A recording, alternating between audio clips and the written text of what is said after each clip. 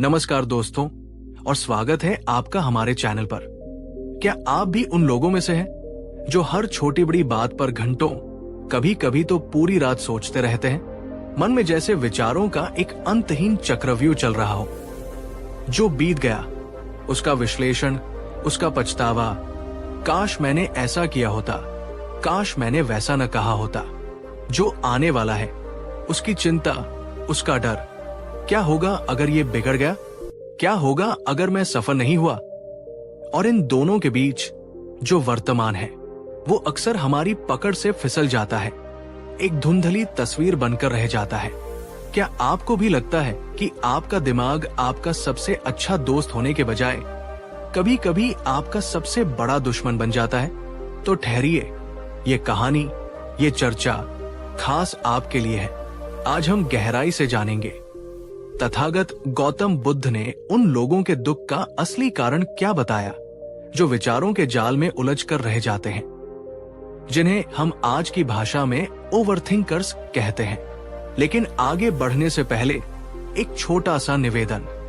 अगर आप भी कभी न कभी या अक्सर इस ज्यादा सोचने की आदत से परेशान हुए हैं तो इस वीडियो को एक लाइक जरूर दीजिए। ये हमें बताएगा कि हम सही विषय पर बात कर रहे हैं। और नीचे कमेंट सेक्शन में हमें बताइए, आपको दिन भर में सबसे ज्यादा किस तरह के विचार परेशान करते हैं? क्या वो अतीत से जुड़े होते हैं, भविष्य की चिंताएं होती हैं, या कुछ और? आपके जवाब हमें एक दूसरे को समझने में मदद करेंगे। बहुत समय पहले की बात है। बुद्ध के समय में मगध साम्राज्य की समृद्ध राजधानी राजगृह में एक युवक रहता था। उसका नाम था चंद्रकांत। चंद्रकांत कोई साधारण युवक नहीं था, वो अत्यंत बुद्धिमान था। उसके तर्क पैने थे और उसकी संवेदनाएं गहरी थी। वो कला, साहित्य और दर्शन में रुचि रखता था। लोग उसकी समझदारी की प्रशंसा करते थे, लेकिन उसकी यही गहरी संवेदनशीलता और विश्लेषणात्मक बुद्धि उसके लिए एक अभिशाप बन गई थी। उसे एक ऐसी आदत ने जकड़ लिया था जो धीरे धीरे उसे अंदर से खोखला कर रही थी। हर छोटी बड़ी चीज को सोचते जाना, बार बार, लगातार, अंतहीन रूप से। अगर किसी मित्र ने उससे रूखे स्वर में बात कर ली तो चंद्रकांत पूरी रात यही सोचता रहता, मैंने ऐसा क्या कह दिया? क्या वो मुझसे नाराज है? क्या हमारी दोस्ती टूट जाएगी? अगर व्यापार में कोई छोटी सी हानि हो जाती तो वो हफ्तों तक उसी नुकसान के बारे में सोचता, मेरी क्या गलती थी? क्या मैं एक अच्छा व्यापारी नहीं हूं? क्या मेरा भविष्य अंधकारमय है? कोई प्रशंसा भी करता तो भी वो सोचता, क्या ये सच्ची प्रशंसा है या व्यंग्य? क्या मैं इसके लायक हूं? उसका मन एक अशांत समुद्र की तरह हो गया था, जिसमें विचारों की लहरें बिना रुके उठती रहती थी। अगर मैंने उस अवसर को हाँ कह दिया होता तो क्या होता? कल सभा में जो हुआ उसमें शायद मेरी ही गलती थी, मुझे चुप रहना चाहिए था। क्या मेरे माता पिता मुझसे खुश हैं? क्या मैं समाज में अपनी जगह बना पाऊंगा? क्या मैं एक अच्छा, एक सार्थक जीवन जी रहा हूं? ये सवाल, ये विचार उसके मन में दीमक की तरह लग गए थे। सोचते सोचते वो रातों की गहरी नींद खो चुका था। अक्सर आधी रात को उसकी आंख खुल जाती और मन में वही विचारों का चक्रव्यूह। दिन की शांति उससे कोसों दूर हो चुकी थी। भोजन में स्वाद नहीं लगता था, संगीत में मधुरता नहीं, प्रकृति की सुंदरता भी उसे छू नहीं पाती थी। उसका चेहरा पीला पड़ गया था, आंखों के नीचे गहरे गड्ढे बन गए थे। वो हर समय थकात का और चिड़चिड़ा रहने लगा था। जीवन, जो एक अनमोल उपहार है, उसके लिए एक बोझ बन गया था। क्या आपने कभी चंद्रकांत की तरह महसूस किया है? क्या कभी आपके मन में भी ऐसे ही सवालों का बवंडर उठा है जिसने आपकी रातों की नींद और दिन का चैन छीन लिया हो? अगर हाँ, तो डरिए नहीं, आप अकेले नहीं हैं। कमेंट में बस एक शब्द लिखिए, हाँ या रिलेटेबल, अगर ये कहानी आपको अपनी सी लगती है। ये जानना महत्वपूर्ण है कि हम सब कभी न कभी इस स्थिति से गुजरते हैं। चंद्रकांत की ये दशा उसके परिवार और मित्रों से छिपी न रही। उन्होंने कई वैद्यों को दिखाया, कई उपाय किए, लेकिन मन की इस बीमारी का कोई इलाज मिलता नहीं दिख रहा था। चंद्रकांत स्वयं भी अपनी इस स्थिति से अत्यंत दुखी और निराश हो चुका था।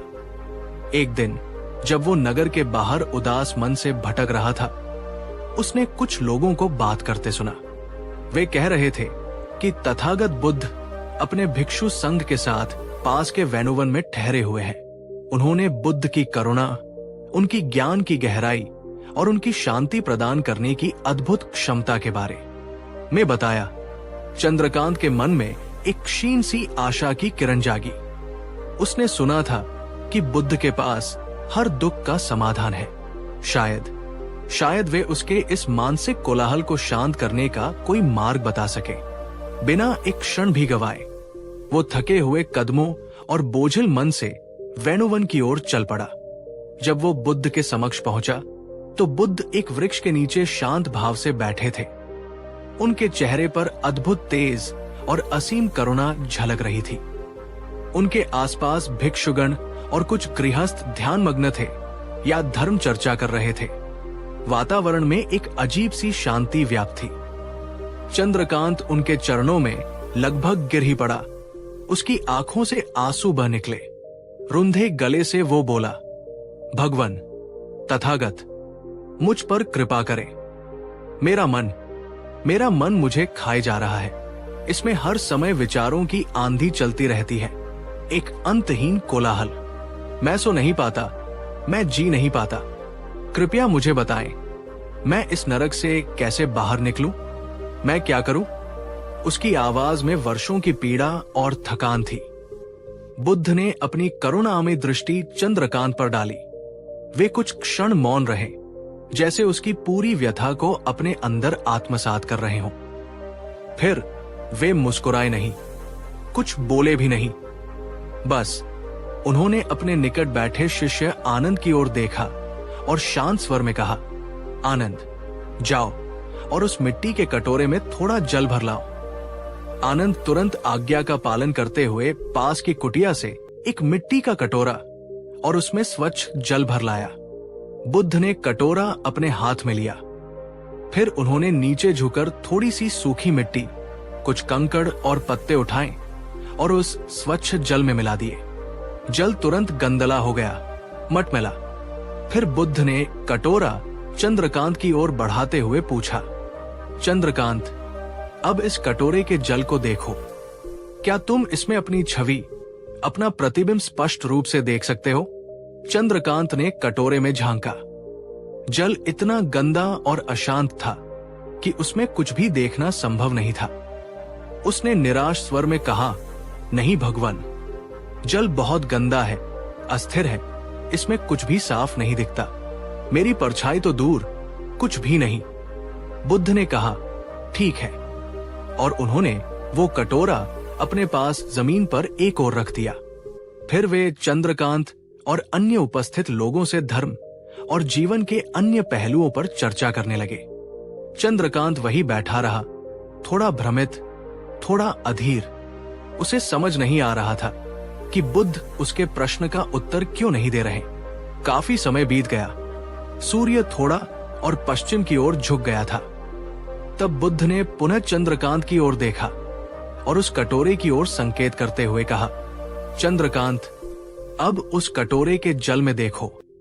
अब तुम्हें क्या दिखाई देता है? चंद्रकांत ने उत्सुकता से कटोरे में झांका। वो चकित रह गया। कटोरे का जल अब एकदम स्थिर और निर्मल था। सारी मिट्टी, सारे कंकर, सारे पत्ते धीरे धीरे नीचे तल में बैठ गए थे और उस शांत स्वच्छ जल में चंद्रकांत को अपना चेहरा स्पष्ट रूप से दिखाई दे रहा था। उसने आश्चर्य और कृतज्ञता मिश्रित स्वर में कहा, भगवान, अब जल एकदम शांत और स्वच्छ है। सारी गंदगी नीचे बैठ गई है और मैं इसमें अपनी परछाई बिल्कुल साफ देख पा रहा हूं। बुद्ध के चेहरे पर एक कोमल मुस्कान उभरी। उन्होंने कहा, तुम्हारा मन भी ठीक इसी कटोरे के जल की तरह है चंद्रकांत।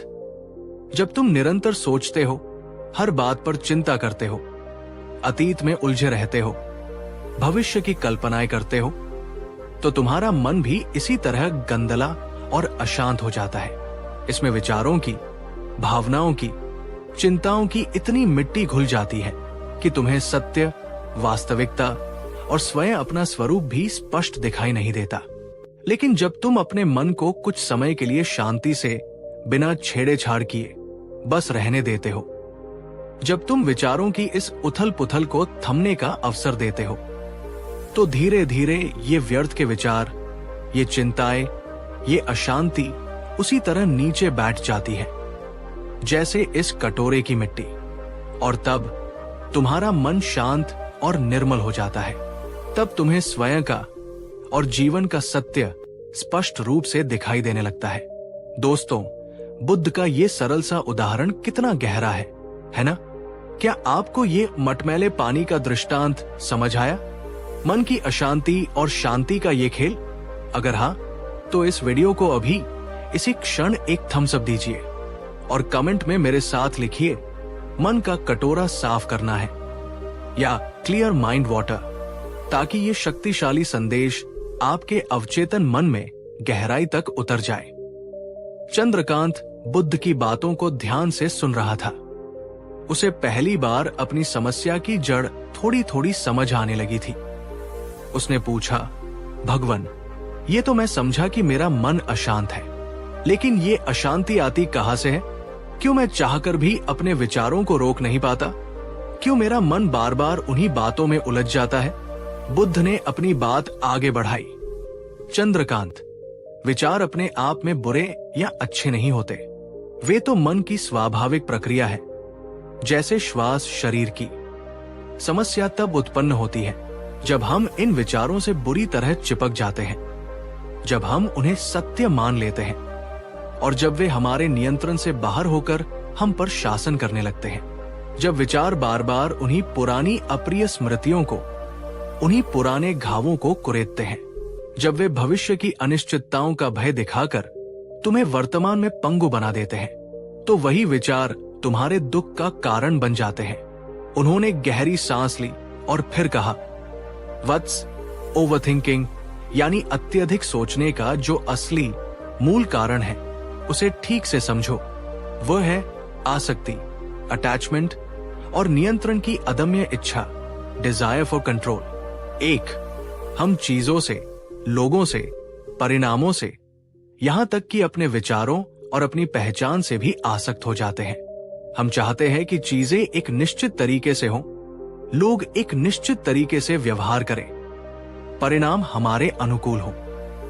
हम सुखद अनुभवों से चिपके रहना चाहते हैं और दुखद अनुभवों से दूर भागना चाहते हैं। उदाहरण के लिए, तुम अपनी प्रतिष्ठा से आसक्त हो, इसलिए जब कोई तुम्हारी आलोचना करता है या तुम्हें लगता है कि तुम्हारी छवि खराब हो रही है, तो तुम्हारा मन उसी विचार में अटक जाता है। उसने मेरे बारे में ऐसा क्यों कहा? लोग मेरे बारे में क्या सोचेंगे? ये विचार तुम्हें बार बार परेशान करते हैं, क्योंकि तुम अच्छी प्रतिष्ठा के परिणाम से गहराई से जुड़े हुए हो। हम अतीत की सुखद स्मृतियों से आसक्त हो सकते हैं और बार बार उन्हें याद करके वर्तमान की तुलना में दुखी होते हैं, या हम अतीत की गलतियों से इतने आसक्त हो जाते हैं कि अपराध बोध और पछतावे में डूबे रहते हैं, ये भूल कर कि अतीत बदल नहीं सकता। दूसरी बड़ी वजह है हर चीज को, हर स्थिति को, हर व्यक्ति को नियंत्रित करने की हमारी गहरी चाहत। हम अपने भविष्य को पूरी तरह से नियंत्रित करना चाहते हैं। हम दूसरों के विचारों और भावनाओं को नियंत्रित करना चाहते हैं। हम जीवन की अनिश्चितताओं को नियंत्रित करना चाहते हैं। सोचो, तुम अपनी नौकरी को लेकर चिंतित हो। क्या मेरी नौकरी सुरक्षित है? ये चिंता इसलिए है क्योंकि तुम उस स्थिति पर पूर्ण नियंत्रण चाहते हो, जो स्वाभाविक रूप से तुम्हारे पूर्ण नियंत्रण में नहीं है। जीवन में बहुत कुछ ऐसा है जो हमारे प्रयासों के बावजूद हमारे नियंत्रण से बाहर होता है, और जब हम परिस्थितियों को या लोगों को नियंत्रित नहीं कर पाते, जब चीजें हमारी योजना के अनुसार नहीं होती, तो हमारा मन निराश होता है, भयभीत होता है, और फिर वो उसी स्थिति के बारे में सोच सोचकर एक दुष्चक्र में फंस जाता है। अगर ऐसा हुआ तो क्या होगा? मुझे कुछ करना होगा ताकि वैसा ना हो, ये कुछ करना होगा का भाव अक्सर हमें मानसिक रूप से थका देता है, क्योंकि हम उन चीजों को बदलने की कोशिश कर रहे होते हैं जो शायद हमारे हाथ में है ही नहीं। 3, बुद्ध ने आगे समझाया, इन दोनों के मूल में है अविद्या, यानी अपने मन के वास्तविक स्वरूप को और जगत के वास्तविक स्वरूप को न जानना। हम ये नहीं समझ पाते कि सब कुछ परिवर्तनशील है, अनित्य, कुछ भी स्थायी नहीं है। हम ये नहीं समझ पाते कि विचारों को पकड़कर रखना ही दुख का कारण है। बुद्ध ने एक और मार्मिक उदाहरण दिया। चंद्रकांत, कल्पना करो एक नाविक की जो अपनी नाव को बंदरगाह में सुरक्षित खड़ा रखना चाहता है, क्योंकि उसे लहरों से डर लगता है। वो मजबूत से मजबूत लंगर डाल देता है। अब क्या होगा? वो नाविक कभी समुद्र की यात्रा का आनंद नहीं ले पाएगा। वो कभी नए द्वीपों की खोज नहीं कर पाएगा। वो वहीं उसी बंदरगाह में उन्हीं परिचित लहरों के थपेड़े खाता रहेगा, एक ही जगह पर बंधा हुआ। ओवरथिंकिंग ठीक उसी लंगर की तरह है। ये तुम्हें जीवन के प्रवाह में आगे बढ़ने से रोकता है। तुम्हारा मन एक ही विचार, एक ही चिंता, एक ही भय के बंदरगाह में लंगर डाले रहता है, और तुम जीवन की विशालता और सुंदरता का अनुभव करने से वंचित रह जाते हो। जरा रुककर सोचिए, क्या आप भी अपने जीवन में किसी चीज से बहुत ज्यादा आसक्त हैं, या किसी स्थिति को बहुत ज्यादा नियंत्रित करने की कोशिश करते हैं? कौन सा विचार है जो आपके मन में लंगर डाले हुए है और आपको आगे नहीं बढ़ने दे रहा? अगर आप इस लंगर को तोड़कर आगे बढ़ना चाहते हैं तो कमेंट में पूरी हिम्मत से लिखिए, मैं मुक्त होना चाहती हूं। ये एक संकल्प होगा अपने प्रति। 4, चंद्रकांत की आंखों में अब थोड़ी चमक थी। उसे अपनी समस्या का कारण स्पष्ट हो रहा था। उसने आतुरता से पूछा, भगवान, आपने मेरे रोग का निदान तो कर दिया, अब कृपा करके इसका उपचार भी बताएं। मैं इस आसक्ति और नियंत्रण की इच्छा के जाल से कैसे निकलूं?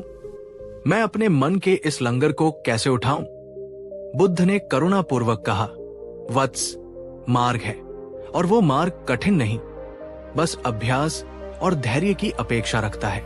मैं तुम्हें 3 मुख्य बातें बताता हूं, जिन्हें यदि तुम अपने जीवन में उतारोगे तो तुम्हारा मन क्रमशः शांत और स्वच्छ होता जाएगा। पहली गहरी बात, यथार्थ दर्शन जो है उसे देखो, जो नहीं है उसमें समय और ऊर्जा मत गवाओ। बुद्ध ने समझाया, इसका अर्थ है वर्तमान क्षण में जीना सीखो, live in the present moment. हमारा अधिकांश दुख या तो अतीत के बोझ से आता है या भविष्य की काल्पनिक चिंताओं से। अतीत बीत चुका है, वो अब एक स्मृति मात्र है। तुम उसे बदल नहीं सकते, उससे सीख ले सकते हो, लेकिन उसमें अटके रहकर वर्तमान को नष्ट करना मूर्खता है। जो हुआ सो हुआ, उसे स्वीकार करो और आगे बढ़ो। भविष्य अभी आया नहीं है, वो अनिश्चित है। तुम उसकी योजना बना सकते हो, उसके लिए तैयारी कर सकते हो, लेकिन उसकी चिंता में डूबकर आज की शांति को भंग करना व्यर्थ है। जब वो आएगा तब तुम उसका सामना करने के लिए अधिक सक्षम होगे, यदि तुम्हारा मन आज शांत और केंद्रित है। इसलिए अपना ध्यान वर्तमान क्षण पर लाओ। अभी तुम क्या कर रहे हो? क्या सुन रहे हो? क्या महसूस कर रहे हो? अपनी सांसों पर ध्यान दो। जब तुम पूरी तरह से वर्तमान में होते हो तो अतीत का पछतावा और भविष्य की चिंता अपने आप धूमिल होने लगती है।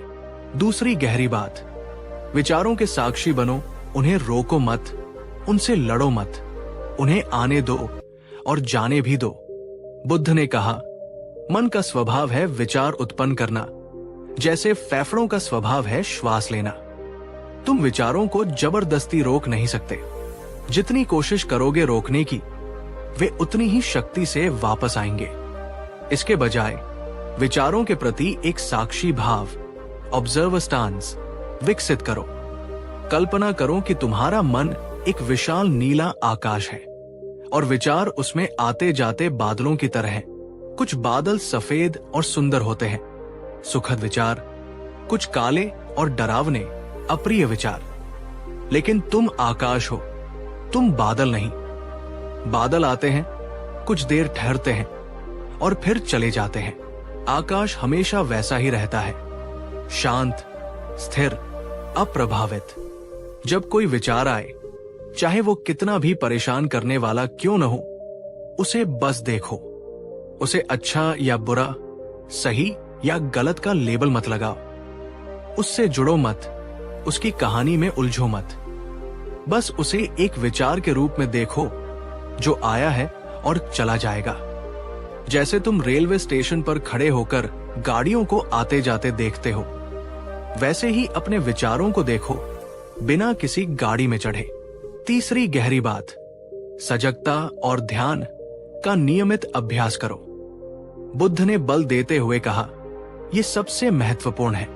जैसे शरीर को स्वस्थ रखने के लिए व्यायाम और उचित आहार आवश्यक है, वैसे ही मन को स्वस्थ और शांत रखने के लिए सजगता और ध्यान का अभ्यास अनिवार्य है। हर दिन कुछ समय, चाहे वो 10 मिनट ही क्यों न हो, शांति से बैठकर अपनी आती जाती श्वास पर ध्यान केंद्रित करो। जब मन भटके, जो कि वो भटकेगा ही, तो उसे धीरे से, बिना किसी झुंझलाहट के वापस अपनी श्वास पर ले आओ। तुम चलते समय, खाते समय या कोई भी दैनिक कार्य करते समय भी सजगता का अभ्यास कर सकते हो। बस जो कर रहे हो उस पर अपना पूरा ध्यान केंद्रित करो, बिना किसी और विचार के। ध्यान के नियमित अभ्यास से तुम्हारा मन धीरे धीरे शांत होना सीख जाएगा। विचारों के बीच का अंतराल बढ़ने लगेगा। तुम अपने विचारों और भावनाओं के प्रति अधिक जागरूक हो जाओगे और उन पर तुम्हारी पकड़ कमजोर पड़ने लगेगी। तुम पाओगे कि तुम विचारों के गुलाम नहीं, बल्कि उनके स्वामी बन रहे हो। बुद्ध ने संक्षेप में कहा, चंद्रकांत, इन 3 अभ्यासों, वर्तमान में जीना, विचारों का साक्षी बनना और नियमित ध्यान करना को अपने जीवन का अंग बना लो। धैर्य रखो, क्योंकि मन की पुरानी आदतें बदलने में समय लगता है, लेकिन निरंतर अभ्यास से तुम निश्चित रूप से अपने मन पर विजय प्राप्त करोगे और सच्ची शांति का अनुभव करोगे। दोस्तों, ये 3 बातें सुनने में सरल लग सकती है, लेकिन इनका प्रभाव बहुत गहरा है। क्या आप इन्हें आजमाना चाहेंगे? अगर आप चाहते हैं कि मैं आपके लिए एक छोटा 5 या 10 मिनट का गाइडेड बुद्ध ध्यान अभ्यास का ऑडियो या वीडियो बनाऊं, जो आपको इस यात्रा में मदद कर सके, तो नीचे कमेंट में लिखिए, यस, आई वॉन्ट मेडिटेशन या ध्यान चाहिए। अगर हमें बहुत सारे अनुरोध मिलते हैं, तो हम इसे जरूर आपके लिए लेकर आएंगे। और हाँ, इस वीडियो को अपने उन सभी दोस्तों और प्रियजनों के साथ शेयर कीजिए जो आपको लगता है कि ज्यादा सोचते हैं और इस जानकारी से लाभ उठा सकते हैं। ज्ञान बांटने से बढ़ता है। चंद्रकांत ने बुद्ध के चरणों में सिर नवाया।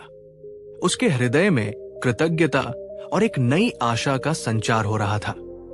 उसने दृढ़ निश्चय किया कि वो इन शिक्षाओं को अपने जीवन में पूरी निष्ठा से उतारेगा।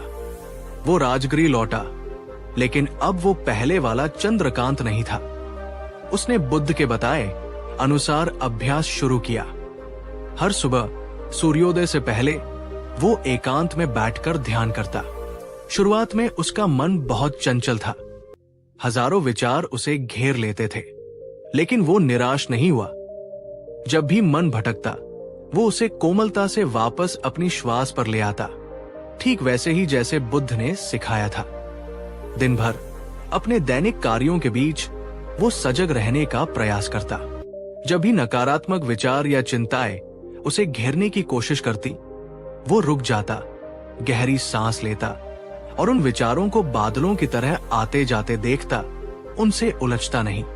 वो वर्तमान क्षण में रहने का अभ्यास करता।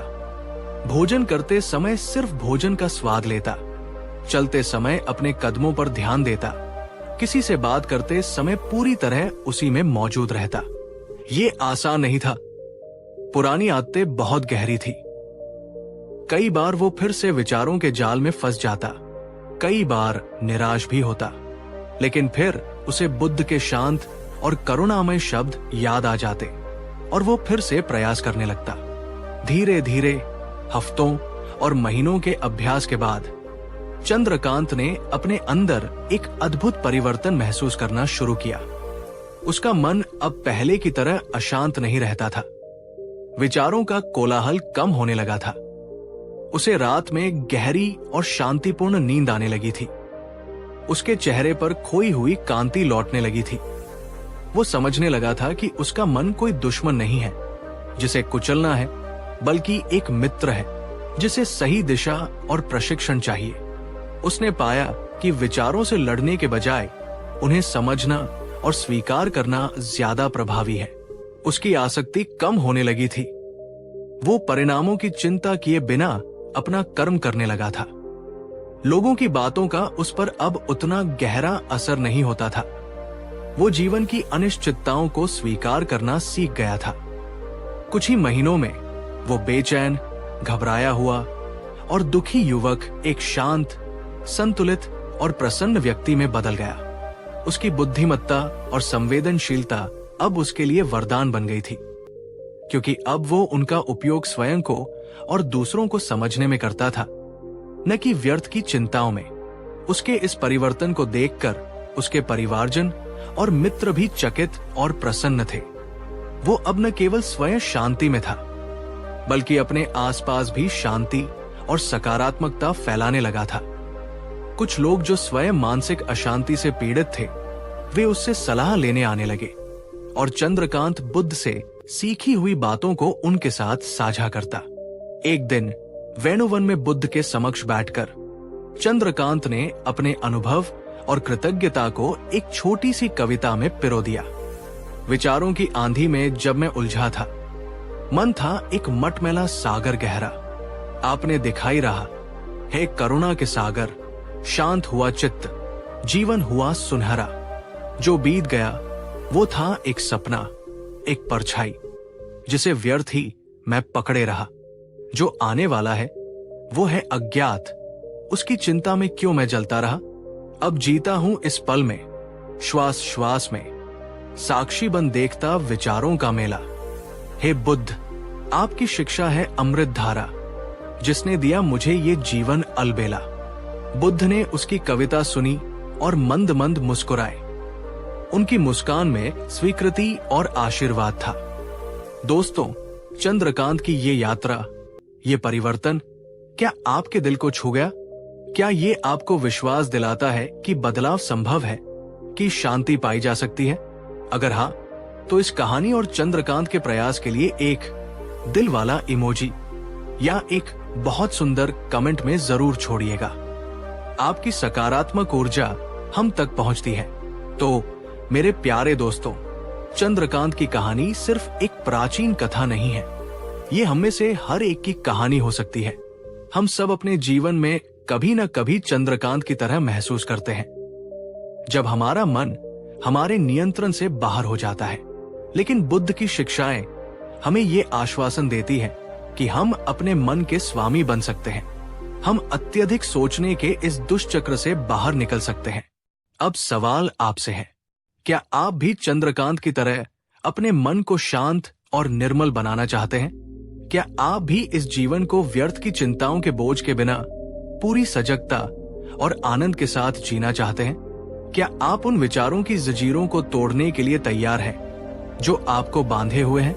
अगर आपका जवाब हाँ है, तो बुद्ध के ये 3 वचन जो उन्होंने चंद्रकांत को दिए थे और जो आज भी उतने ही शक्तिशाली हैं, उन्हें अपने हृदय में अंकित कर लीजिए। मन को शत्रु मत समझो, उसे मित्र बनाओ। उसे रोको मत, उसे डांटो मत, बस उसे प्रेम से, धैर्य से समझो और प्रशिक्षित करो। वर्तमान क्षण ही सत्य है, अतीत जा चुका, भविष्य अज्ञात। अपनी पूरी चेतना को, अपनी पूरी ऊर्जा को इस क्षण में ले आओ। जो अभी है उसी में जियो। जैसे शरीर को स्वच्छ और स्वस्थ रखने के लिए प्रतिदिन स्नान और व्यायाम आवश्यक है, वैसे ही मन को स्वच्छ, शांत और स्वस्थ रखने के लिए प्रतिदिन कुछ क्षणों का ध्यान और सजगता का अभ्यास अनिवार्य है। ये मन का स्नान है।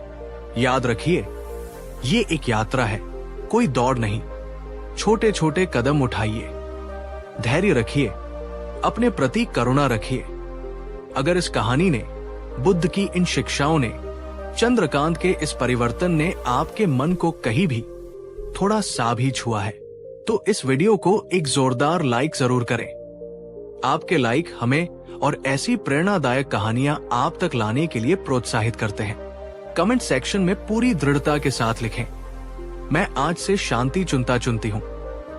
ये आपका अपने प्रति एक वादा होगा। और सबसे महत्वपूर्ण बात, इस वीडियो को अपने सभी दोस्तों, परिवार के सदस्यों और उन सभी लोगों के साथ शेयर करें जिन्हें आप जानते हैं कि वे ज्यादा सोचते हैं, जो तनाव में रहते हैं या जो अपने जीवन में थोड़ी और शांति और स्पष्टता लाना चाहते हैं। हो सकता है आपका एक शेयर किसी की जिंदगी बदल दे, जैसे बुद्ध के शब्दों ने चंद्रकांत की जिंदगी बदल दी थी। अगर आपने अभी तक हमारे चैनल को सब्सक्राइब नहीं किया है तो अभी कर लीजिए और बेल आइकॉन को दबाना न भूलें, ताकि बुद्ध और अन्य महान गुरुओं की ऐसी ही जीवन बदलने वाली शिक्षाएं आप तक सबसे पहले पहुंच सके। कहानी 2। नमस्कार दोस्तों, और हमारे चैनल पर आपका एक बार फिर स्वागत है। क्या आप कभी अपने ही गुस्से के आगे बेबस महसूस करते हैं? एक ऐसी आग जो पल भर में भड़क उठती है और जब तक शांत होती है तब तक बहुत कुछ जला चुकी होती है। आपके रिश्ते, आपकी शांति, आपका अपना मन। क्या आपके मुंह से निकले शब्द गुस्से की गर्मी में अक्सर तीर बनकर दूसरों को घायल कर देते हैं, और बाद में जब गुस्सा ठंडा होता है तो वही शब्द कांटों की तरह आपको ही चुभते हैं? क्या आप कभी खुद से ये सवाल पूछते हैं, मैं ऐसा क्यों हूं? मैं इतना गुस्सैल क्यों हो जाता हूं, जबकि मैं ऐसा होना नहीं चाहता? तो आज इस क्षण ठहर जाइए, क्योंकि ये कहानी, ये संवाद खास आपके लिए है। ये सिर्फ एक प्राचीन कहानी नहीं है जो हम आपको सुनाने जा रहे हैं, ये उससे कहीं अधिक है। ये तथागत गौतम बुद्ध द्वारा दिया गया वो अमूल्य ज्ञान है, वो जीवन दर्शन है जो हजारों साल बाद भी हमारे जीवन की सबसे बड़ी चुनौतियों में से एक, हमारे अपने क्रोध को समझने और उससे पार पाने की कुंजी दे सकता है। मेरा आपसे विनम्र अनुरोध है, इस वीडियो को अंत तक पूरे ध्यान से, खुले हृदय से देखिएगा और सुनिएगा, क्योंकि ये सिर्फ गुस्से को काबू करने की सतही बात नहीं है। ये उस क्रोध की जड़ों तक पहुंचने, उसे समझने और अंततः आत्मज्ञान और आंतरिक शांति की ओर एक महत्वपूर्ण कदम बढ़ाने की यात्रा है। इस यात्रा को शुरू करने से पहले एक छोटा सा पर बहुत महत्वपूर्ण सवाल आपसे। ईमानदारी से बताइएगा, क्या आपने कभी अपने गुस्से में किसी अपने प्रियजन को या किसी भी व्यक्ति को ऐसा कुछ कह दिया या कर दिया जिसका पछतावा आपको आज भी सालता है? वो एक घाव जो शायद आज भी हरा हो? अगर हाँ, तो नीचे कमेंट बॉक्स में बस एक शब्द लिखिए, हाँ। ये स्वीकार करना ही परिवर्तन की ओर पहला कदम है। और अगर आपको लगता है कि ये विषय आपके या किसी और के जीवन में सकारात्मक बदलाव ला सकता है, तो इस वीडियो को अभी से एक लाइक दे दीजिए और इसे शेयर करने का मन बना लीजिए, क्योंकि बुद्ध का ज्ञान बांटने से बढ़ता है और ये किसी और के जीवन में शांति का दीपक जला सकता है। बहुत बहुत समय पहले की बात है। मगध के एक समृद्ध गांव में एक युवक रहता था। नाम था उसका अनिरुद्ध। अनिरुद्ध शारीरिक रूप से बलवान था, बुद्धि से तीव्र था और उसमें अनेक प्रतिभाएं थी। लेकिन एक चीज थी जो उसकी सारी अच्छाइयों पर पानी फेर देती थी, उसका प्रचंड क्रोध। उसे छोटी छोटी मामूली बातों पर भी इतना भयानक गुस्सा आता था कि वो आपे से बाहर हो जाता था। उसकी आंखें लाल हो जाती, मुट्ठियां भिंच जाती और उसके मुंह से कटु और अपमानजनक शब्द ऐसे निकलते जैसे ज्वालामुखी से लावा। अगर रास्ते में चलते हुए किसी का कंधा उससे गलती से छू जाए तो वो लड़ने पर उतारू हो जाता। अगर बाजार में कोई दुकानदार उससे ऊंची आवाज में बात कर ले तो वो पूरे बाजार को सिर पर उठा लेता। घर में अगर माँ या पत्नी स्नेहवश भी कोई सलाह दे दे तो उसे लगता कि वे उसकी स्वतंत्रता में बाधा डाल रही हैं और वो उन पर भी चीख पड़ता। उसके मित्र उससे बात करने से कतराने लगे थे, क्योंकि उन्हें डर रहता था कि न जाने कब अनिरुद्ध किस बात पर भड़क उठे। उसने अपने इस अनियंत्रित गुस्से के कारण कई सुनहरे अवसर खो दिए थे, कई मधुर रिश्ते तोड़ दिए थे। वो अंदर से अकेला और दुखी महसूस करता था, लेकिन उसका अहंकार उसे ये स्वीकार नहीं करने देता था। उसे हमेशा यही लगता था, दुनिया गलत है, लोग मुझे उकसाते हैं, मैं तो जैसा हूं ठीक हूं। वो अपने क्रोध के लिए हमेशा दूसरों को दोषी ठहराता था। वह रात को सोता तो भी उसके मन में दिन भर की घटनाएं घूमती रहती। उसने मुझसे ऐसा क्यों कहा, मैं उसे सबक सिखाऊंगा। उसकी नींद भी अशांत थी। सपनों में भी वो लड़ताज करता रहता था। क्या आप अनिरुद्ध की इस स्थिति से थोड़ा भी जुड़ाव महसूस कर पा रहे हैं? क्या कभी आपने भी ऐसा महसूस किया है कि गुस्सा आपकी अच्छाइयों पर पर्दा डाल देता है और आप चाहते हुए भी उसे रोक नहीं पाते? अगर हाँ, तो आप अकेले नहीं हैं। ये एक मानवीय चुनौती है। एक दिन गांव के कुछ बड़े बुजुर्ग आपस में बात कर रहे थे कि पास की एक पहाड़ी पर वेणुवन में तथागत गौतम बुद्ध अपने भिक्षु संघ के साथ ठहरे हुए हैं। वे बुद्ध की शांति, उनकी करुणा और उनके द्वारा दिखाए गए आत्मज्ञान के मार्ग की प्रशंसा कर रहे थे। लोग कह रहे थे, उनके सानिध्य में बैठने मात्र से मन को असीम शांति मिलती है। वे जीवन की हर उलझन का समाधान बताते हैं। अनिरुद्ध ने भी ये बातें सुनी। पहले तो उसने उपेक्षा की। ये सब ढोंग है, कोई किसी का गुस्सा शांत नहीं कर सकता। लेकिन उसके भीतर कहीं एक क्षीण सी आशा की किरण भी जगी। वो अपने गुस्से से, अपनी इस निरंतर अशांति से थक चुका था। शायद, बस शायद, ये तथाकथित बुद्ध उसकी कुछ मदद कर सके। अगले दिन भारी मन और अनगिनत शंकाओं के साथ अनिरुद्ध वेणुवन की ओर चल पड़ा। जब वो बुद्ध के समक्ष पहुंचा तो वहां का वातावरण देखकर वो चकित रह गया। अद्भुत शांति थी। बुद्ध एक वृक्ष के नीचे शांत भाव से बैठे थे। उनके चेहरे पर एक दिव्य आभा थी और उनके आसपास बैठे भिक्षु भी ध्यान में लीन थे। कहीं कोई कोलाहल नहीं, कोई व्यग्रता नहीं। अनिरुद्ध कुछ देर दूर खड़ा उन्हें देखता रहा। फिर हिम्मत करके वो बुद्ध के पास गया, प्रणाम किया और बिना किसी भूमिका के अपने उसी थोड़े रूखे और अधीर स्वर में बोला, सुना है आप बहुत ज्ञानी हैं तथागत। अगर आप सच में कुछ जानते हैं तो मुझे बस इतना बताइए, मुझे इतना गुस्सा क्यों आता है और इसका क्या समाधान है? बुद्ध ने धीरे से अपनी आंखें खोली। उन्होंने अनिरुद्ध की ओर करुणा और शांति से देखा, जैसे वह उसके क्रोध के पार उसकी पीड़ित आत्मा को देख रहे हों। एक हल्की सी मुस्कान उनके होठों पर उभरी। वे बोले, वत्स, तुम्हारा प्रश्न महत्वपूर्ण है, बैठो और यही प्रश्न जो तुमने मुझसे पूछा है, एक बार अपने भीतर अपनी आत्मा से भी पूछो। अनिरुद्ध हैरान रह गया। ये कैसा जवाब था? वो तो सीधा सरल समाधान चाहता था। उसने कहा, मेरे अपने आप से पूछने से क्या होगा? मैं तो आपसे उत्तर जानने आया हूं। बुद्ध ने कहा, वत्स, सभी प्रश्नों के वास्तविक उत्तर तुम्हारे भीतर ही छिपे हैं। मैं या कोई और गुरु केवल एक दर्पण की भांति तुम्हें तुम्हारा ही स्वरूप दिखा सकता है या उस मार्ग की ओर संकेत कर सकता है जहां उत्तर मिल सकते हैं। चलना तो तुम्हें स्वयं ही पड़ेगा। बुद्ध ने अनिरुद्ध से कहा, धैर्य रखो वत्स, कल सूर्योदय के समय पुनः इसी स्थान पर आना। मैं तुम्हारे प्रश्न पर विचार करूंगा और तुम्हें उत्तर देने का प्रयास करूंगा। अनिरुद्ध को यह बात भी कुछ जमी नहीं, लेकिन बुद्ध की उपस्थिति में कुछ ऐसा था कि वो अधिक बहस न कर सका। वो अगले दिन आने का वचन देकर चला गया। पूरी रात उसे नींद नहीं आई। वो सोचता रहा कि बुद्ध उसे क्या जवाब देंगे। क्या कोई चमत्कारिक मंत्र या औषधि बताएंगे जिससे उसका गुस्सा गायब हो जाए। अगले दिन नियत समय पर अनिरुद्ध बुद्ध के समक्ष उपस्थित हुआ। बुद्ध पहले की तरह ही शांत, ध्यानस्थ बैठे थे। उनके चेहरे पर वही अलौकिक शांति थी। अनिरुद्ध ने कुछ देर प्रतीक्षा की, फिर अधीर होकर पूछा, भगवन, क्या आपने मेरे प्रश्न का उत्तर पाया?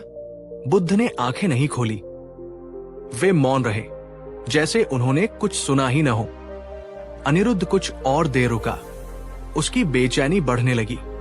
उसे लगा कि बुद्ध उसका उपहास कर रहे हैं। उसका धैर्य जवाब देने लगा। उसने थोड़ा ऊंचे स्वर में फिर पूछा, तथागत, मैं आपसे बात कर रहा हूं, क्या आप मुझे जवाब देंगे या नहीं?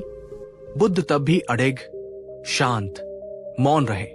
अब अनिरुद्ध का गुस्सा, जो वो इतनी देर से दबाए हुए था, ज्वालामुखी की तरह फूट पड़ा। उसकी आंखें क्रोध से लाल हो गई, चेहरा तमतमा गया। वो खड़ा हो गया और चिल्लाने लगा, ये क्या मजाक है? मैंने तुम पर विश्वास करके अपना समय बर्बाद किया। तुम कोई ज्ञानी नहीं, तुम एक ढोंगी हो। तुम लोगों को भ्रमित करते हो। तुम्हारा ये शांति का दिखावा सब झूठ है। वो और भी बहुत कुछ भला बुरा कहता रहा। उसकी आवाज वेणुवन की शांति को भंग कर रही थी। अन्य भिक्षु भी असहज हो उठे, लेकिन बुद्ध के मौन संकेत से वे चुप रहे। जब अनिरुद्ध अपशब्द कहते कहते थक गया और हाफने लगा, तब बुद्ध ने अत्यंत धीमे और शांत स्वर में कहा, बस वत्स, यही तो तुम्हारा उत्तर था। अनिरुद्ध हक्का बक्का रह गया। ये मेरा उत्तर कैसे हुआ? वो समझ नहीं पाया। बुद्ध ने अपनी आंखें खोली। उनकी दृष्टि में अपार करुणा थी। वे बोले, वत्स, जब मैंने मौन धारण किया, जब मैंने तुम्हारी अपेक्षा के अनुरूप तुरंत प्रतिक्रिया नहीं दी, तो तुम्हारे भीतर जो कुछ भी दबा हुआ था, वो सतह पर आ गया। मैंने तुम्हें कोई कटु शब्द नहीं कहा, तुम्हारा कोई अपमान नहीं किया।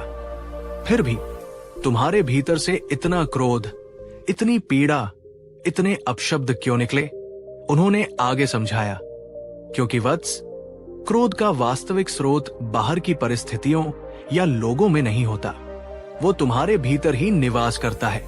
बाहरी घटनाएं या लोगों के व्यवहार तो केवल उस चिंगारी का काम करते हैं जो तुम्हारे भीतर पहले से मौजूद बारूद में आग लगा देती है। यदि भीतर बारूद न हो तो बाहर की कोई भी चिंगारी आग नहीं लगा सकती।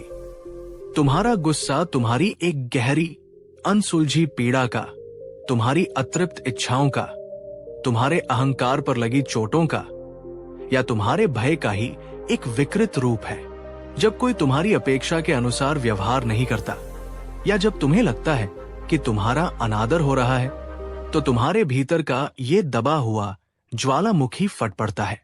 बुद्ध ने अनिरुद्ध की आंखों में झांकते हुए कहा, जब कोई तुम्हें कुछ भी नहीं कहता, जब परिस्थितियां पूरी तरह शांत होती हैं, तब भी यदि तुम्हारा मन बेचैन है, भीतर से जल रहा है, तो समझ लो कि समस्या बाहर नहीं, तुम्हारे अपने ही मन की गहराइयों में है। क्या आपने कभी इस दृष्टिकोण से अपने गुस्से को देखने की कोशिश की है? क्या कभी आपने ये महसूस किया है कि कभी कभी बिना किसी ठोस बाहरी कारण के भी आप चिड़चिड़े या क्रोधित हो जाते हैं? अगर हाँ, तो ये आत्मनिरीक्षण का एक महत्वपूर्ण बिंदु है।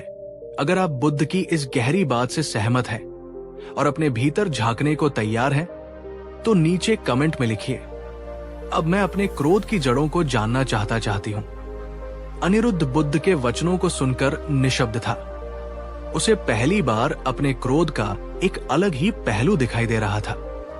बुद्ध ने अपनी बात को और स्पष्ट करने के लिए एक शक्तिशाली रूपक का प्रयोग किया। उन्होंने कहा, वत्स, क्रोध को धारण करना, उसे अपने मन में पालते रहना, ठीक वैसा ही है जैसे किसी जलते हुए अंगारे को अपने हाथ में पकड़कर रखना, इस इरादे से कि तुम इसे किसी और पर फेंकोगे। पर यह बताओ, उस अंगारे को दूसरे पर फेंकने से पहले वो सबसे अधिक किसे जलाएगा? अनिरुद्ध ने धीरे से सिर झुकाकर कहा, भगवान, वो सबसे पहले उसी हाथ को जलाएगा जिसने उसे पकड़ रखा है। बुद्ध ने कहा, बिल्कुल सही। क्रोध भी ठीक इसी जलते हुए अंगारे की तरह है। जब तुम क्रोध करते हो तो तुम सोचते हो कि तुम दूसरे को दंड दे रहे हो, दूसरे को पीड़ा पहुंचा रहे हो, लेकिन वास्तविकता यह है कि उस क्रोध की अग्नि में सबसे पहले तुम स्वयं जलते हो। तुम्हारा मन जलता है, तुम्हारी शांति भंग होती है, तुम्हारा स्वास्थ्य प्रभावित होता है। दूसरा व्यक्ति तो शायद प्रभावित हो या न भी हो, या उसे तुम्हारे क्रोध की परवाह भी न हो, लेकिन तुम तो निश्चित रूप से उस अग्नि में झुलसते हो। गुस्सा वो जहर है जो तुम स्वयं पीते हो और उम्मीद करते हो कि दूसरा मरेगा। क्या ये बुद्धिमानी है? अनिरुद्ध के पास कोई शब्द नहीं थे। उसके अहंकार की दीवारें ढह रही थी। उसे अपने क्रोध की व्यर्थता और आत्मघाती प्रकृति का स्पष्ट बोध हो रहा था। अनिरुद्ध ने भरे हुए गले से कहा, भगवान, मैं समझ गया कि मेरा क्रोध मेरा ही शत्रु है। कृपा करके मुझे इस अग्नि से बाहर निकलने का मार्ग बताएं। मैं क्या करूं? बुद्ध ने करुणापूर्वक कहा, वत्स, मार्ग है और वो तुम्हारे भीतर से ही होकर जाता है। इसके लिए सतत अभ्यास और आत्म जागरूकता की आवश्यकता होगी। मैं तुम्हें 3 सरल किंतु शक्तिशाली अभ्यास बताता हूं, जिन्हें यदि तुम निष्ठापूर्वक अपने जीवन में उतारोगे तो तुम्हारा क्रोध धीरे धीरे शांत होने लगेगा और तुम आंतरिक शांति का अनुभव करोगे। जब भी तुम्हें महसूस हो कि क्रोध की पहली लहर उठ रही है, शरीर में गर्मी बढ़ रही है, हृदय की धड़कन तेज हो रही है, मुट्ठियां भिंच रही हैं, तो उस क्षण कुछ भी बोलने या करने से पहले तुरंत मौन धारण कर लो। एक भी शब्द मुंह से मत निकालो और फिर अपना सारा ध्यान अपनी आती जाती श्वास पर ले आओ। कम से कम 10 गहरी, धीमी और सचेतन श्वासें लो। श्वास को पेट तक गहराई से भरो और धीरे धीरे बाहर निकालो। हर श्वास के साथ कल्पना करो कि तुम तनाव और क्रोध को बाहर निकाल रहे हो और शांति को भीतर ले रहे हो। ये छोटा सा अंतराल तुम्हें आवेग में प्रतिक्रिया करने से रोकेगा और सोचने का अवसर देगा। क्रोध अक्सर तब आता है जब हम केवल अपने दृष्टिकोण से चीजों को देखते हैं। जब गुस्सा थोड़ा शांत हो तो ये सोचने का प्रयास करो, जिस व्यक्ति या परिस्थिति पर मुझे क्रोध आ रहा है उसका दृष्टिकोण क्या हो सकता है? वो ऐसा व्यवहार क्यों कर रहा है? क्या वो स्वयं किसी पीड़ा, अज्ञान या भय से ग्रस्त है? हर किसी के अपने संघर्ष होते हैं, अपनी सीमाएं होती हैं। जब तुम दूसरों की स्थिति को समझने का प्रयास करते हो और उनके प्रति थोड़ी करुणा का भाव लाते हो तो तुम्हारा क्रोध अपने आप कम होने लगता है। याद रखो, आहत लोग ही दूसरों को आहत करते हैं। यदि तुम्हें लगे कि क्रोध बहुत तीव्र है और मौन या श्वास से भी नियंत्रित नहीं हो रहा, तो उस स्थान या उस स्थिति से तुरंत कुछ देर के लिए स्वयं को शारीरिक रूप से दूर कर लो। उस कमरे से बाहर चले जाओ, थोड़ी देर के लिए टहलने निकल जाओ या कोई ऐसा कार्य करने लगो जिसमें तुम्हारा ध्यान पूरी तरह लग जाए। एक गिलास ठंडा पानी पियो, प्रकृति के संपर्क में जाओ, किसी पेड़ को देखो, पक्षियों की आवाज सुनो। अपनी शारीरिक ऊर्जा को किसी सकारात्मक दिशा में मोड़ो, जैसे कोई व्यायाम करना या कोई रचनात्मक कार्य करना। इससे तुम्हारे मन को शांत होने और चीजों को नए नजरिए से देखने का समय मिलेगा। दोस्तों, ये 3 अभ्यास सुनने में बहुत सरल लग सकते हैं, लेकिन यदि इन्हें नियमित रूप से और ईमानदारी से किया जाए तो ये चमत्कारिक परिणाम दे सकते हैं। क्या आप इनमें से कोई एक अभ्यास आज से ही, अभी से ही अपने जीवन में अपनाने का संकल्प लेने को तैयार हैं? अगर हाँ, तो नीचे कमेंट में लिखिए, मैं आज से अभ्यास का नाम, जैसे मौन और श्वास का अभ्यास शुरू कर रही हूं। आपका यह संकल्प आपके परिवर्तन की शुरुआत होगा। अनिरुद्ध ने बुद्ध के बताए इन अभ्यासों को अपने जीवन का अंग बना लिया। प्रारंभ में ये बहुत कठिन था। पुरानी आदतें इतनी आसानी से नहीं जाती। कई बार वो चूक जाता, गुस्सा कर बैठता, लेकिन फिर उसे बुद्ध के वचन याद आते और वो पुनः प्रयास करता। वो हर सुबह ध्यान करता। दिन में जब भी क्रोध की आहट होती, वो रुक जाता, गहरी सांसें लेता। वो लोगों को समझने की कोशिश करता, उनके व्यवहार के पीछे के कारणों को जानने का प्रयास करता। जब गुस्सा बहुत ज्यादा होता तो वो उस जगह से हट जाता। धीरे धीरे, जैसे निरंतर अभ्यास से पत्थर पर भी निशान पड़ जाते हैं, अनिरुद्ध के स्वभाव में परिवर्तन आने लगा। उसके क्रोध के दौरे कम होने लगे। उसकी वाणी में मधुरता आने लगी। उसके चेहरे पर जो हर समय तनाव और अशांति रहती थी, उसकी जगह अब एक अद्भुत शांति और सौम्यता ने ले ली थी। एक दिन उसकी मां ने, जो उसके क्रोध से सबसे ज्यादा पीड़ित रहती थी, उसे पास बुलाकर कहा, बेटा अनिरुद्ध, तुम बहुत बदल गए हो। तुम्हारे चेहरे पर अब वो पहले वाली तल्खी नहीं, बल्कि एक अजीब सी शांति और चमक दिखाई देती है। अब तुम बात बात पर गुस्सा नहीं करते, बल्कि प्रेम से सुनते हो। मुझे तुम पर गर्व है। अनिरुद्ध की आंखों में कृतज्ञता के आंसू आ गए। उसने अपनी मां के चरण स्पर्श किए और मन ही मन बुद्ध को धन्यवाद दिया। उसने मुस्कुराकर कहा, मां, मैंने अपने भीतर जलती उस क्रोध की आग को पहचानना और उसे बुद्ध की करुणा और प्रज्ञा के जल से शांत करना सीख लिया है। वो अनिरुद्ध, जो कभी अपने गांव में अपने गुस्सैल स्वभाव के लिए कुख्यात था, अब अपनी शांति, अपनी समझदारी और अपने प्रेमपूर्ण व्यवहार के लिए जाना जाने लगा। उसने न केवल स्वयं को बदला, बल्कि दूसरों को भी क्रोध से मुक्ति पाने के लिए प्रेरित किया। दोस्तों, अनिरुद्ध की ये कहानी केवल एक प्राचीन कथा नहीं है। ये हम में से हर उस व्यक्ति की कहानी हो सकती है जो अपने क्रोध से जूझ रहा है।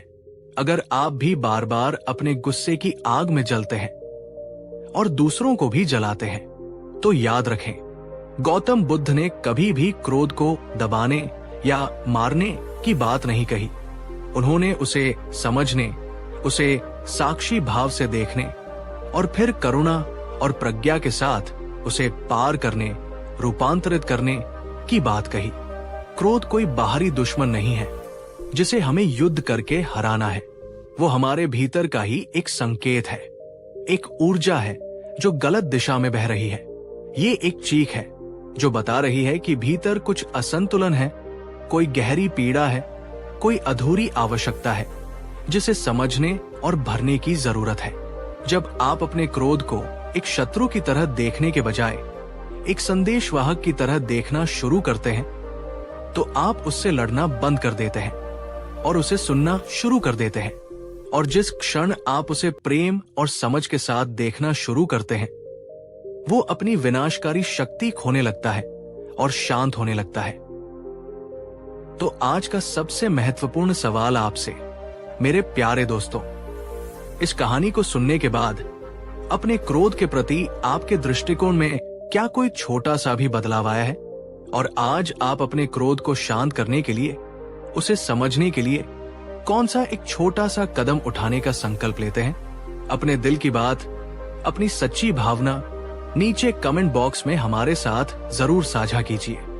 आपके शब्द दूसरों के लिए भी प्रेरणा बन सकते हैं।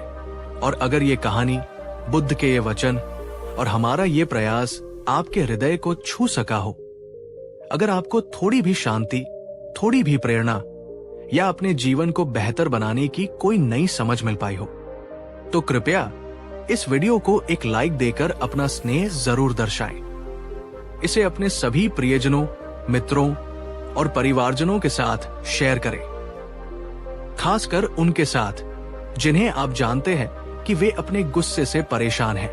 क्या पता आपका एक शेयर किसकी जिंदगी बदल दे।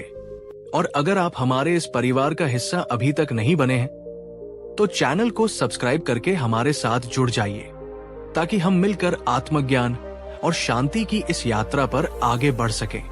क्योंकि ये संदेश, बुद्ध का ये शाश्वत ज्ञान किसी एक व्यक्ति की नहीं, बल्कि पूरी मानवता की धरोहर है।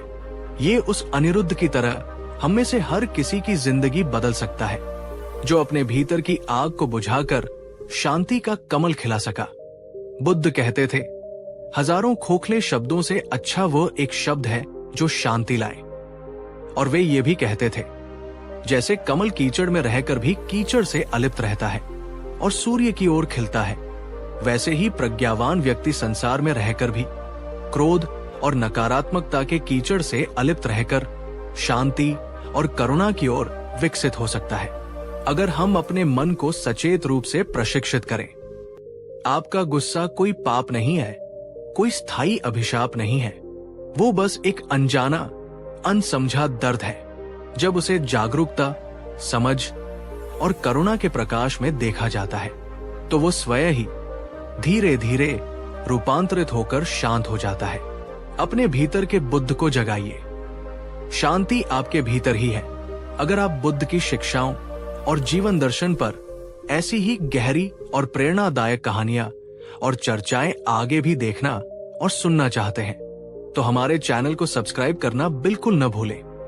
और हाँ, वो जो घंटी का आइकॉन है उसे भी जरूर दबा दें ताकि हमारे नए वीडियो की सूचना आप तक सबसे पहले पहुंचे। और एक छोटा सा निवेदन, इस वीडियो को अपने व्हाट्सएप स्टेटस पर या अपने कम से कम एक ऐसे दोस्त को जरूर भेजो जिसे आप जानते हो कि उसे अपने गुस्से पर नियंत्रण पाने में कठिनाई होती है। आपकी ये छोटी सी मदद उसके जीवन में एक बड़ा सकारात्मक बदलाव ला सकती है। आज से मैं अपने गुस्से को दुश्मन नहीं बल्कि एक संदेशवाहक समझूंगी और बुद्ध के बताए मौन और श्वास के अभ्यास से उसे शांत करने का प्रयास करूंगी।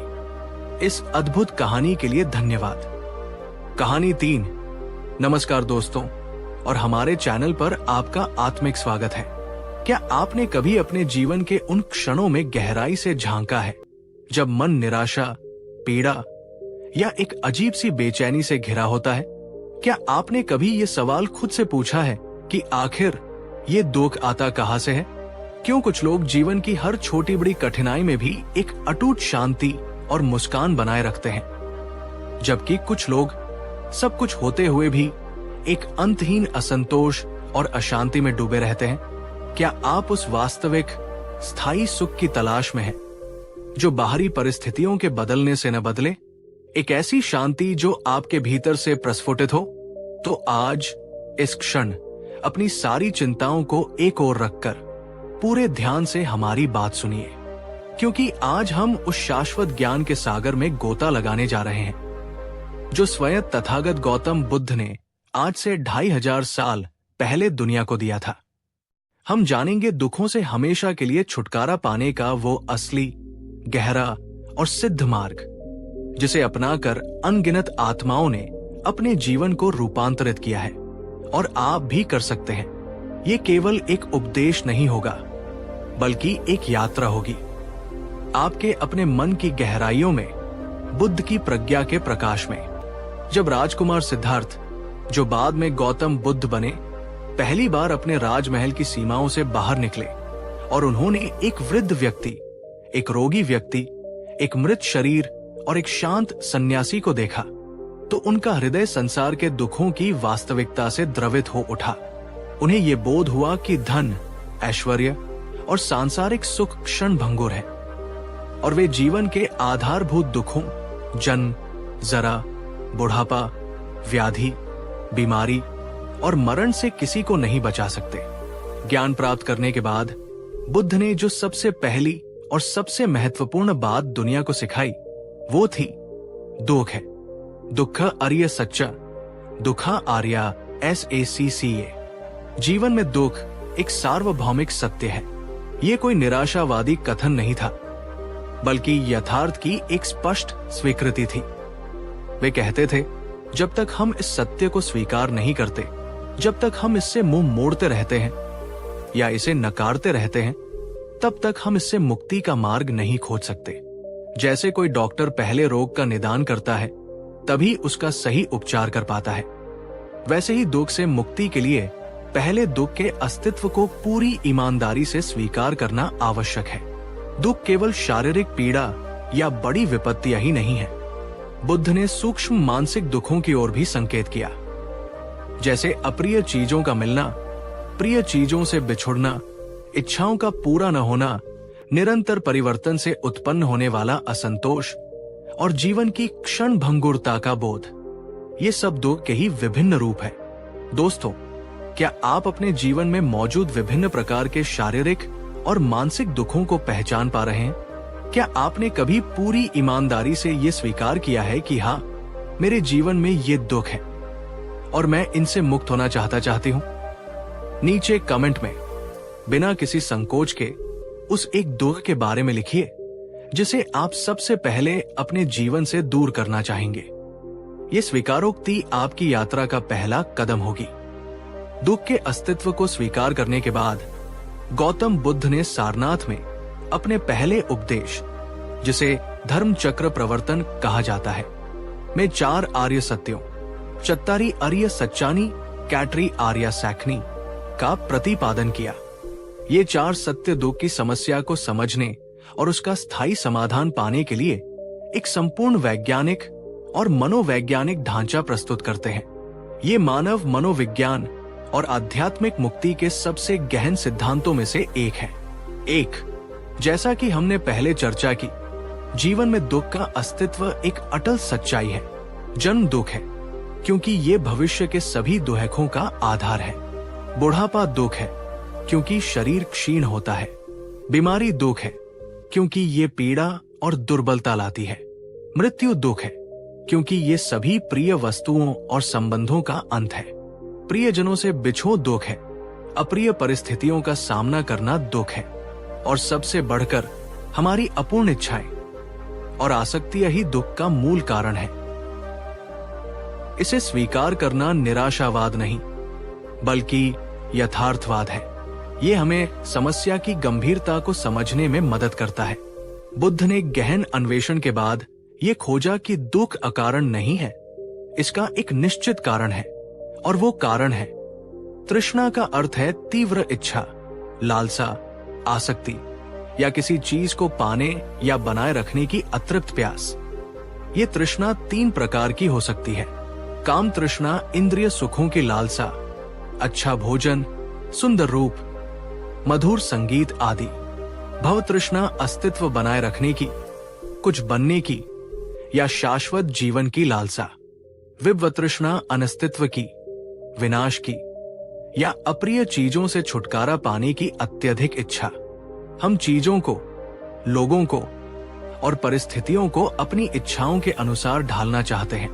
हम चाहते हैं कि जो हमें प्रिय है वो हमेशा वैसा ही रहे और जो अप्रिय है वो तुरंत समाप्त हो जाए। लेकिन जीवन का स्वभाव परिवर्तनशील है। जब वास्तविकता हमारी इन तृष्णाओं और अपेक्षाओं के अनुरूप नहीं होती तो हमें निराशा, क्रोध और दुख का अनुभव होता है। क्या आप अपने जीवन में किसी ऐसी चीज या व्यक्ति के प्रति अत्यधिक आसक्त रहे हैं और जब वो आपसे दूर हुआ या आपकी अपेक्षा के अनुसार नहीं मिला तो आपने तीव्र दुख का अनुभव किया? उस क्षण को याद कीजिए और पहचानिए कि क्या उस दुख के मूल में आपकी अपनी ही कोई गहरी तृष्णा या अपेक्षा तो नहीं थी। कमेंट में अपने अनुभव से सीखा एक सबक जरूर साझा करें। 3, ये आर्य सत्य आशा की किरण है। बुद्ध कहते हैं, यदि दुख का कारण है तो उस कारण को समाप्त करके दुख का अंत भी निश्चित रूप से संभव है। यदि तृष्णा दुख का मूल कारण है तो तृष्णा के पूर्ण निरोध से, उसके पूर्ण त्याग से दुख का भी पूर्ण निरोध हो जाता है। इसी अवस्था को निर्वाण कहा गया है। सभी दुखों से, सभी आसक्तियों से और पुनर्जन्म के चक्र से पूर्ण मुक्ति। निर्वाण कोई काल्पनिक स्वर्ग नहीं है, बल्कि इसी जीवन में प्राप्त की जा सकने वाली एक मानसिक और आध्यात्मिक अवस्था है। परम शांति, परम सुख और परम मुक्ति की अवस्था। बुद्ध ने न केवल दुख के निरोध की संभावना बताई, बल्कि उस तक पहुंचने का एक स्पष्ट, व्यावहारिक और क्रमबद्ध मार्ग भी प्रशस्त किया। इसी मार्ग को आर्य अष्टांगिक मार्ग या मध्यम मार्ग कहा जाता है। ये न तो अत्यधिक आत्मपीड़ा का मार्ग है और न ही अत्यधिक भोगविलास का। ये संतुलन और प्रज्ञा का मार्ग है। दोस्तों, ये 4 आर्य सत्य जीवन के ब्लूप्रिंट की तरह है। अगर आप बुद्ध की इन गहन शिक्षाओं को अपने जीवन में उतारना चाहते हैं और दुख के इस चक्र से बाहर निकलना चाहते हैं, तो हमारे इस प्रयास को एक लाइक देकर अपना समर्थन अवश्य दें। और अगर आपको लगता है कि ये ज्ञान आपके किसी मित्र या प्रियजन के जीवन में भी सकारात्मक परिवर्तन ला सकता है, तो इस वीडियो को उनके साथ शेयर करना न भूलें। ज्ञान का प्रकाश फैलाने में हमारी मदद करें। आर्य अष्टांगिक मार्ग कोई 8 अलग अलग सीढ़ियां नहीं है, बल्कि जीवन जीने के 8 परस्पर जुड़े हुए पहलू हैं, जिनका एक साथ अभ्यास करना होता है। इन्हें 3 मुख्य श्रेणियों में विभाजित किया जा सकता है। इसका अर्थ है अपने मन में सही और शुद्ध इरादे रखना। इसमें 3 प्रकार के संकल्प शामिल हैं। त्याग का, आसक्तियों से मुक्त होने का संकल्प, सभी प्राणियों के प्रति मैत्री, प्रेम और करुणा का संकल्प, घृणा और द्वेष से मुक्त होने का संकल्प, अहिंसा का, किसी भी प्राणी को पीड़ा न पहुंचाने का संकल्प। हमारे विचार ही हमारे कर्मों का आधार बनते हैं। इसलिए शुद्ध संकल्प अत्यंत महत्वपूर्ण है। इसका अर्थ है सत्य, मधुर, हितकारी और समयोचित वाणी बोलना। 4 प्रकार की अशुद्ध वाणी से बचना: झूठ बोलना, असत्य भाषण, चुगली करना, भेद डालने वाली बातें करना, कठोर, अपमानजनक या गाली गलौज वाली भाषा का प्रयोग करना, व्यर्थ की बकवास, निरर्थक बातें करना। हमारी वाणी में शांति और सद्भाव लाने की अद्भुत शक्ति होती है। क्या आपने कभी अपनी वाणी के प्रभाव पर ध्यान दिया है? क्या आपके शब्द दूसरों को चोट पहुंचाते हैं या उन्हें शांति देते हैं? आज से क्या आप अपनी वाणी को और अधिक सचेत और मधुर बनाने का प्रयास करेंगे? इसका अर्थ है नैतिक और सदाचारी कर्म करना।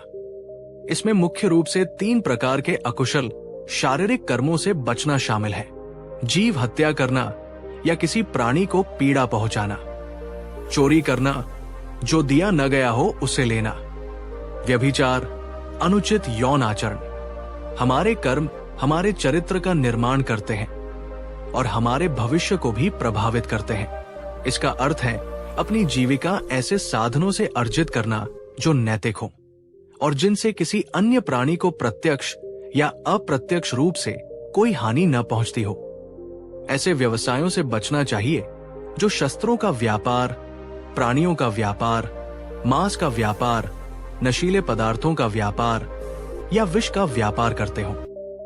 एक ईमानदार और नैतिक आजीविका मन की शांति के लिए आवश्यक है। इसका अर्थ है निरंतर और सही दिशा में प्रयास करना। इसमें 4 प्रकार के प्रयास शामिल हैं: अनुत्पन्न पाप धर्मों को उत्पन्न न होने देने का प्रयास, उत्पन्न पाप धर्मों को त्यागने का प्रयास, अनुत्पन्न कुशल धर्मों को उत्पन्न करने का प्रयास, उत्पन्न कुशल धर्मों को बनाए रखने और बढ़ाने का प्रयास। ये आलस्य को त्याग कर सक्रिय रूप से अपने मन को शुद्ध करने का मार्ग है। इसका अर्थ है अपने शरीर, अपनी संवेदनाओं, अपने मन और मानसिक वस्तुओं के प्रति हर क्षण पूरी तरह सचेत और जागरूक रहना, बिना किसी राग या द्वेष के। ये वर्तमान क्षण में जीने की कला है, अतीत के पछतावे और भविष्य की चिंता से मुक्त होकर।